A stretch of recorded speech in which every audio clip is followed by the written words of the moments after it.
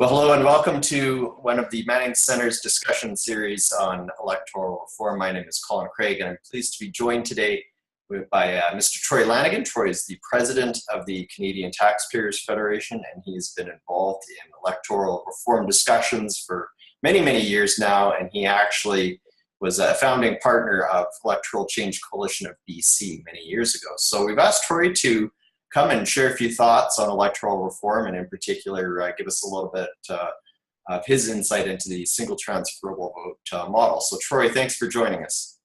Thank you, Colin. I thought what we would do is start today by discussing problems with the current system. So obviously Prime Minister Trudeau has said that we're going to switch from a first-past-the-post system to a new model. What do you foresee as problems with, or what do you see as problems with the current system that we should be trying to fix as we consider new systems? Number one, every single election in Canada under First-Past-the-Post, the majority of voters get neither the candidate nor the party that they voted for. We just came through another federal election where Mr. Trudeau and the Liberals got 39.5% of the vote. That means that 60.5% of people that voted didn't get the party or the candidate that they wanted. And in fact, with that 39.5%, they get 100% of all the power and all the decision making. Right? There's too much concentration in the system granted under first past the post. And it's not just what we see in the legislatures, but also the parties tend to control all of the candidates. They sign off on those candidates. There's huge party discipline inherent in the system from top to bottom. And if we change the rules with which we elect people, we think we can break down some of that concentration of power. Look, if you look around the world in the last 50 years, and you see so many emerging democracies in Eastern Europe and other countries, what country has cast an eye to first past the post and said, yeah, that's the system that we want to adopt for our people in this new and emerging democracy? It just doesn't happen. It's a system that's a minority. It's a system that is a bygone era from British parliamentary history that has even been reformed by many of those same countries. Whether we see there are changes in the UK, whether it's for local elections in London, for the assemblies in Wales and Scotland and what have you. In Australia, New Zealand, they've all adopted over time. They've taken the best of that system and adopted it for change. Look, I'll give you one final example I always have fun with. A lot of the politicians that make apologies for first past the post, when they hold leadership races, the Conservatives are holding a leadership race. I know many of them support keeping the status quo. But would they elect their leader by first past the post? The guy who gets 37% on the first ballot? Yeah, that's our leader. No, they'd be screaming murder. They'd be, this is outrageous. We can't have this, isn't democratic and blah, blah, blah. They leave the convention hall and then would allow, that system to allow us, to be governed under that system, which half our incomes are taken by governments and all these decisions are made. There's a lot of problems with the system that may have worked for a certain period of time in history, but is badly outdated and needs to be updated. And that's actually an interesting point. I don't know, do any political parties in this country that you're aware of use a first past the post model for selecting their leaders? No. I didn't. Why would they? Why would they? Because they'd want to make sure that the majority, there's a consensus around who the leader is. There's no consensus in first past the post. It's whoever wins the most votes, but does not build any kind of consensus. And look, voter turnout is steadily declining in most provinces and in the country. Occasionally we see blips as we go along the way, but it's because most people feel disenfranchised. I mean, the riding I live in British Columbia, the NDP could run a yellow dog.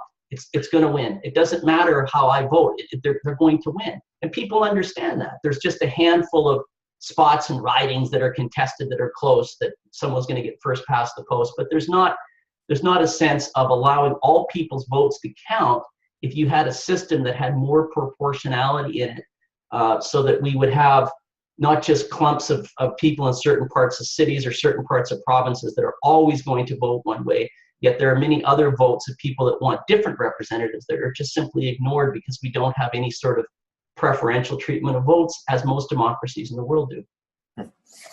All right. I want to shift the discussion a little bit here and move to single transferable vote. I know this is a model that I believe you have supported in the past, and it's one whose name has come up as a potential model for Canada to adopt nationally. I know it's been discussed quite a bit in British Columbia in the past. Could you tell us a little bit about how that system works, how it differs from our current system, and what your thoughts are around it?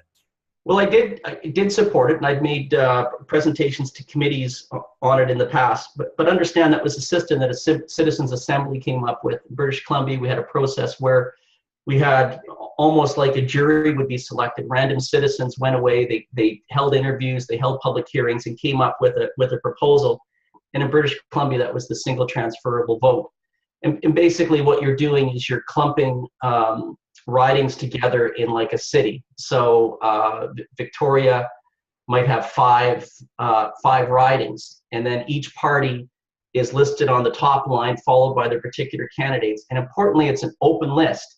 So the party doesn't say what candidate. You don't vote just for the party. You vote for the candidates inside each party. So there's competition not just between the parties, but between the candidates within each party, which I think is refreshing because, as we all know, whether it's conservatives, there's some social conservatives, more libertarian-minded, more socially minded, all of these different types of things, and they can compete and represent slightly different viewpoints that just simply isn't allowed under the current system of strict party discipline.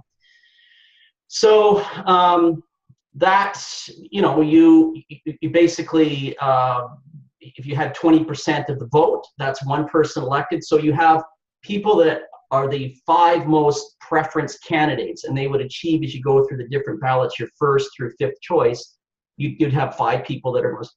So, in a city, I'm using my own city as an example, in Victoria, and especially provincially, I mean, it's so NDP here. They're always going to get that 30, 35, 40% of the vote in all of the ridings, done, fait accompli, over with, move on to the next thing. But there's still tens of thousands of people that vote for the Liberals or vote for the Conservatives or whatever the case may be. Those votes are ignored.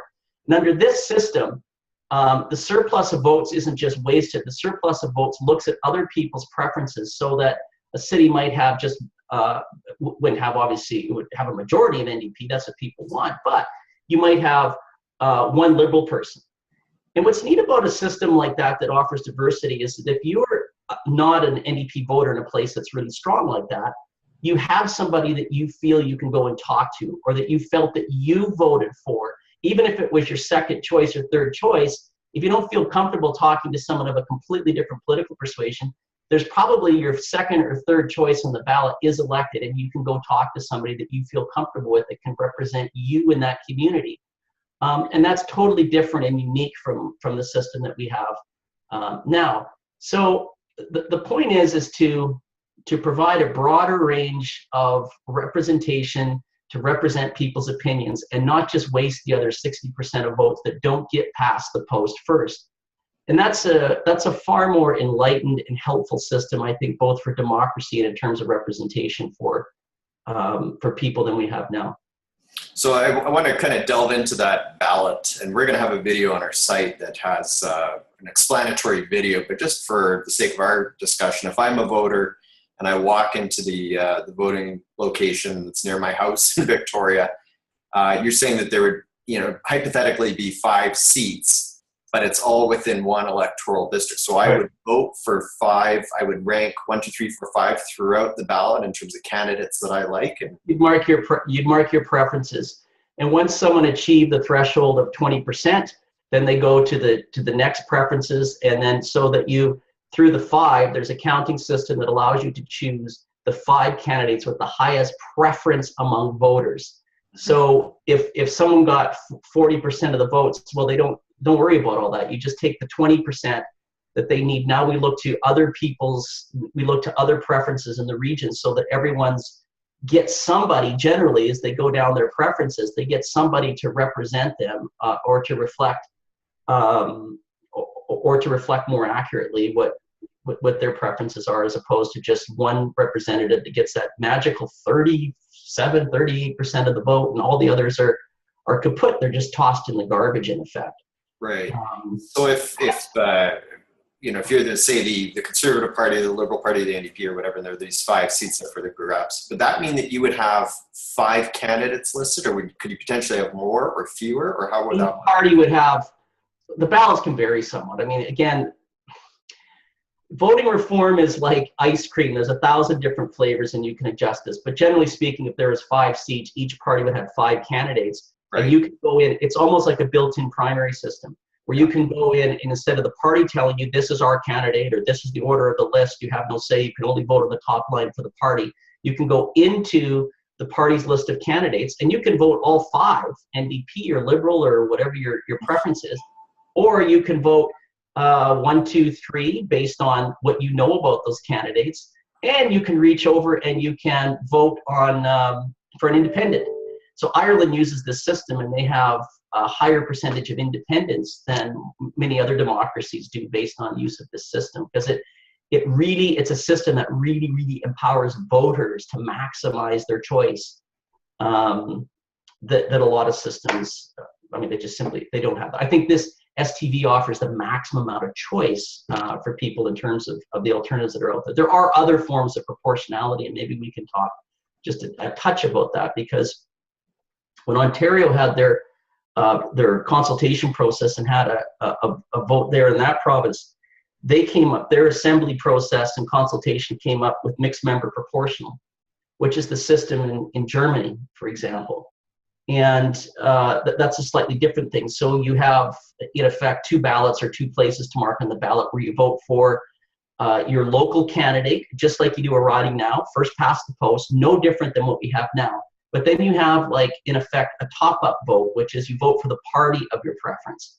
And then each party has presented party lists, and off those lists, they have a number of candidates that go to the parliament based on that. So New Zealand, for example, has this system voted on, by the way. People prefer this model. Mm-hmm. And one of the parties, I certainly have watched and liked in New Zealand is the Association of Consumers and Taxpayers, ACT, as they're called. They tend to have a more libertarian bend to them. And currently they have 1 member in the parliament who's elected on a local basis on a riding, but traditionally they've always done better on the list side because it's been difficult to reach a threshold in any one riding.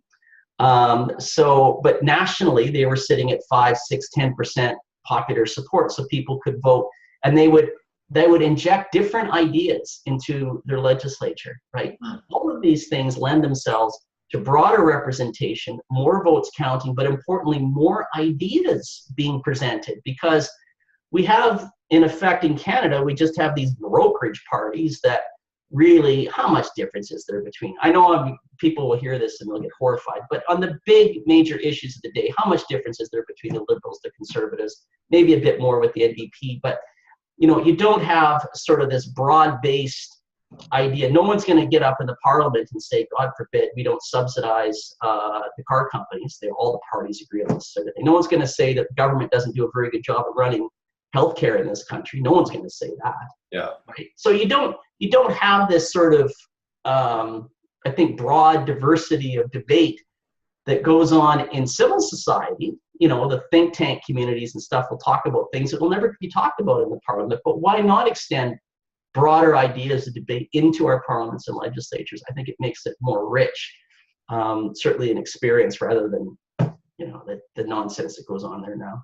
I think you're right. It does seem like party discipline has become extremely strong over the years, and I don't know if it's always been like that, but that's my impression, at least, is that it seems like political parties quite often are quite strict in terms of voting track records. But I just want to play devil's advocate for a second with the single transferable vote model. If you think about, say you've got Party A, and I happen to like Party A, and there's 5 candidates listed.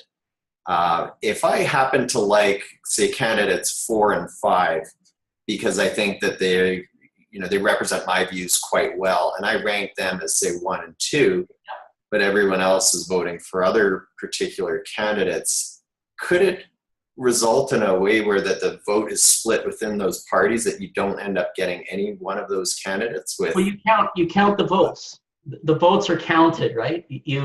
you count the number ones until a certain threshold is made. You continue counting until the next sort of threshold is met, and you keep counting. So at the end of the day, your first and second choice may not get chosen, yeah. But the chances are your third is probably going to get chosen, or the fourth is going to get chosen, and you know, that's democracy.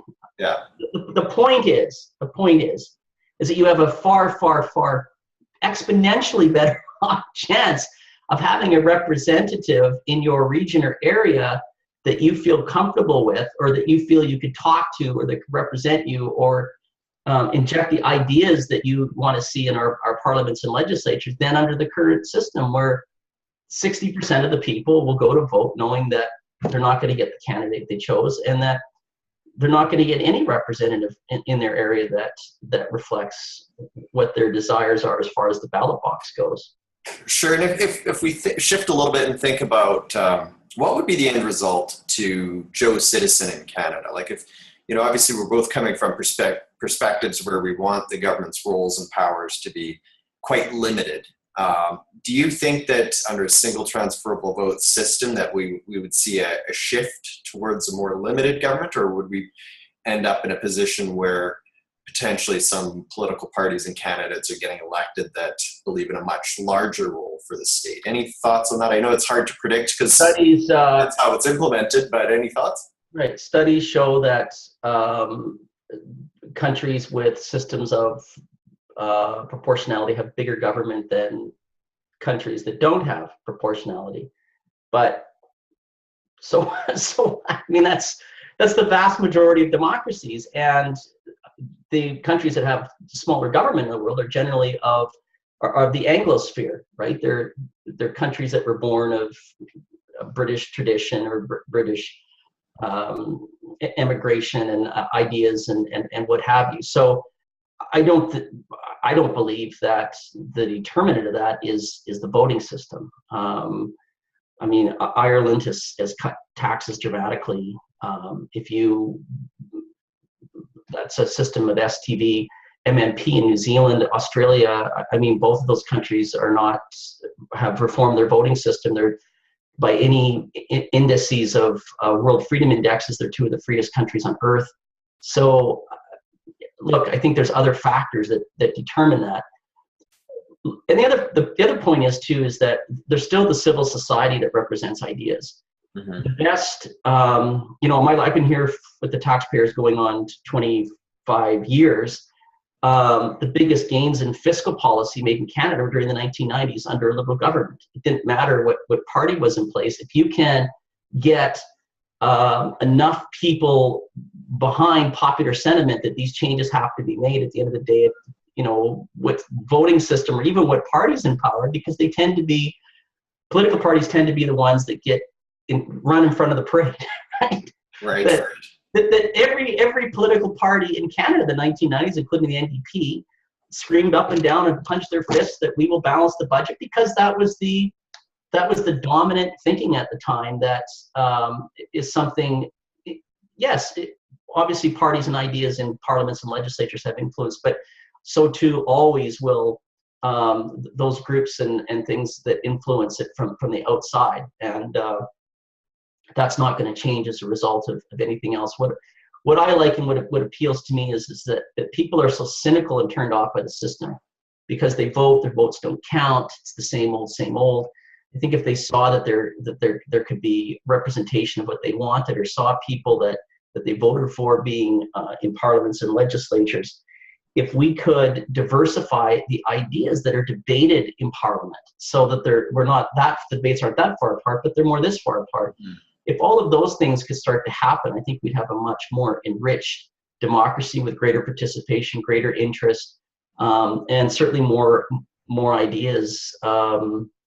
More ideas in legislatures and parliaments, and that's what happens in most parts of the world. I mean, I won't get into it, but I mean, look at the debates that go on in Holland, for example, or these different countries. Like, they're very broad debates that just don't exist because we have brokerage parties that fight amongst themselves for 40% of the vote. I will brush up on my Dutch, and then I'll tune into the debates of the Holland Parliament. I know you've discussed, we've had conversations about this before where you've talked about sort of an alternative hybrid type system that you think would be good. How would you want to make your pitch? Let me go back and say voting reform is like ice cream. There's thousands of different flavors. Yeah. And the greatest thing that frustrates me about the debate, I'm not doing much publicly anymore, but when I used to debate it, people would just, oh, it's Israel or Italy or blah, blah, blah, blah, blah. That's like me saying, oh, well, we have to switch from first past the post because Zimbabwe passed that. There's all sorts of human rights. I mean, this is just stupid. It's absolutely stupid. There are elements of proportionality you can take out of Israel and Italy and maybe even learn some things that don't work. Those electoral systems need to work for the jurisdiction that they're practiced in. And in Israel, for example, there's so many factions and groups and others that you have to represent that you probably wouldn't want anything different in that particular country. They are what work for each respective country. Right. And so for Canada, you wouldn't have maybe pure MMP, you wouldn't have pure STV. What you might have is some type of hybrid system, right? Mm-hmm. Or we haven't even talked about what Trudeau is rumored to be suggesting, which is a majoritarian system where every rep needs to get 50% plus one. That's a whole other system. Mm-hmm. But I think what you'd have is you'd want to understand that Canada is so big, so vast. You'd want to you wouldn't want to have multi-member ridings in the north. I personally don't think that would work for Canada. So keep those intact. The single member ridings in the north, have them even stay as first past the post if you want. Right. I mean, it's probably better. You could do majority systems there, but keep them first past the post if you want. But in the cities or larger urban areas, take advantage of some form of proportionality. Take advantage of some, even a bigger city like Calgary or Toronto, you'd have sections of the city where you might have groupings of five MPs, as the case may be. So I think it's easier to take advantage of those in the areas, and it would protect sort of Canada's unique demographics where we're, where we have these huge rural isolated communities, and I don't think you'd have the economy of scale for that sort of thing, but we can certainly improve the way we're voting in the larger urban centers. Or, maybe you do have an MMP system where you keep all of the ridings or maybe even make them a little bit bigger, and then you have a second vote for each province. So in Alberta, you'd have how many seats are in Alberta? I don't even know all these things. I'm not sure. That's a skill testing question. I don't know the answer to at this point. So there's 30 odd some seats. So 30 are made with first past the post, even if you want to keep it simple, and then you have 5 or 6 seats that are proportional, and you could vote for your party preference. Right. So I like a hybrid system that has local regional folks in the big areas, the north, the remote areas, and then single transferable vote in the cities and urban areas is one thing I kind of like. But I think there's a lot of other alternatives. And this gets back to the process, which it's been lost in all of this because Trudeau is refusing to, it doesn't sound like a very democratic process even to come up with. And for a guy who is so sanctimonious about process, it's incredible to me that the people must have their say and that we wouldn't have like a citizens assembly has been done in Ontario and in British Columbia. PEI, I believe, had an assembly process there as well. And then bring those recommendations back and let people vote on them. And they did that in New Zealand as well. They did a little bit different in New Zealand, actually. It's kind of interesting. No one's really looked at that. But as I recall, they had a vote whether they wanted to change the system, yes or no. Mm-hmm. And then from that, when people said yes, well, then they went to the next step. Well, what system do you want? Because sometimes we debate, we put this system in front, but we haven't even asked people whether they want to change the system in the first place. So I think there's if you don't have some kind of whatever system you get to by means of recommendation is one thing, but at the end of the day, the public has to buy into it because it is a change to how you're electing governments. It's a change to how this body that's going to control 50% of my income in my life, and governments have so much power in our lives these days. It's important the rules with which we we elect those folks. And if you impose something, people will never accept it. It'll always, every outcome of an election will be blamed on the system or blamed on this or that. And it's particularly frustrating, because Trudeau's considering even a third system we haven't talked about, which is sort of a majoritarian type system, which means you have to get 50% plus one in any given riding. Well, studies show that the Liberals are everyone's second choice. Right. I mean, you're locking in. It's probably more I would have to argue, to be consistent, that it's more democratic than what we have now, but it's not the best system. You're still going to have those wild variances of results that we see now. Yeah, and Preston's actually made a point that if you leave this choice out to the politicians, they're going to choose the model that would help their party the most. I mean, that's only natural. So I think you're 100% right that you do. That's always been the way. In British Columbia in the 90s, I was really involved with this debate, and our group pushed for a referendum. We got it. We had a citizens' assembly, hugely successful. Came up with a single transferable vote, put it to a vote of the people, 57.8 or something said yes. But guess what? The politicians put in a threshold that it had to be 60% support. So how do you win? This from the same guy. I don't want to bash Gordon Campbell. I think he was good overall for the province, and that he did bring this to a vote, which is more than most politicians will do in the country. Mm-hmm. But 60% to approve a referendum, but it's okay if I'm elected with 40% of the vote and get 100% of the power. Like, this is where cynicism comes from in the system. It's ridiculous, right? Well, it's the power of political parties in that respect, right? That they don't like the system. They don't like the system until they get elected under it. Then all of a sudden they see the wisdom of the system. Oh, well, it can't be that bad if it elected me, right? Like, this is the problem. This is the problem. Sure. This is why the rules, I think this is why the rules need to change. One thing that really attracts me about STV is you have this sort of almost open primary system where the party has some sway in the names that might be on a ballot, but they don't have the single name on the ballot. They don't control it 100%. So you do have debate within a party itself during the election with other parties, but within the party itself. Mm-hmm. And, I'm picking on auto bailouts today because it's just an issue that irks me. Give me a break. I mean, not every conservative. I think a lot of conservatives did not support auto bailouts. So why can't you have that debate openly and during an election when it should be held, instead of having to bite your lip? You could, a candidate that's running in a particular area could say, I will not vote, or I will not support the auto bailouts, either in caucus or whatever. But I love that example because we didn't really see too much any member of parliament, from what I remember, actually speaking out against it. But I know historically even some New Democrats have opposed corporate welfare, but that sort of sentiment of that party seems to have been suppressed over the past several years. You rarely see them speak out against corporate welfare anymore. So who is representing that voice in parliament against things like corporate welfare? And I think you've made a good point about that is one element that single transferable vote system has.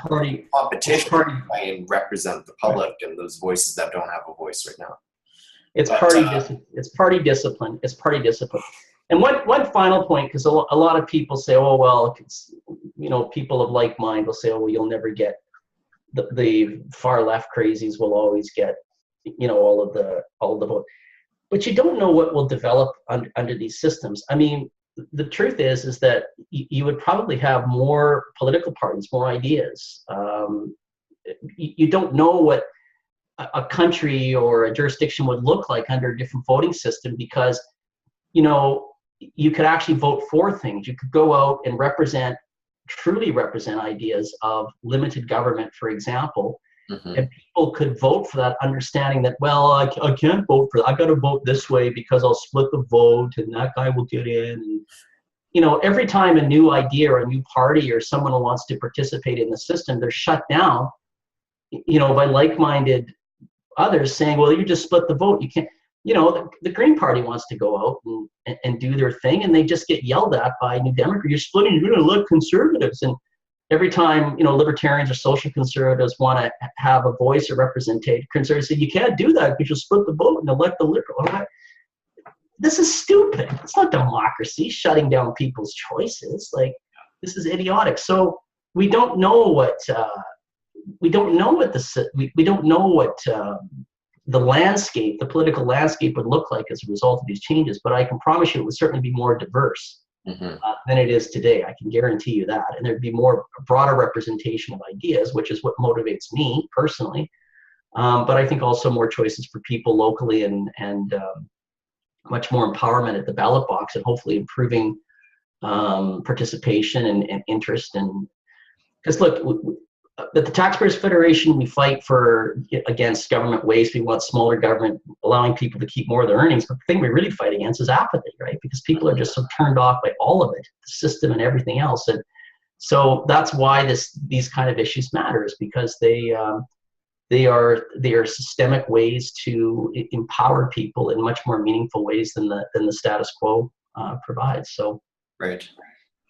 All right. Well, listen, you're certainly a fountain of knowledge and wisdom on the subject. And in all seriousness, I appreciate your thoughts, because I know you've been following these discussions and involved in them and shaping the debate for many years now. And I appreciate you giving us your sense. It is a good debate. It is a good debate. And I know a lot of fellow travelers in the broader movement disagree with me, because I'm usually the odd duck out on this. So let's keep the discussion going. I think it's healthy. Great. Well, like I said, thanks again for joining us, and appreciate your time. Thanks, Colin. And if people want more information on the Canadian Taxpayers Federation, where can they go? Taxpayer.com. All right. Sounds good. Thanks, Troy. Thank you.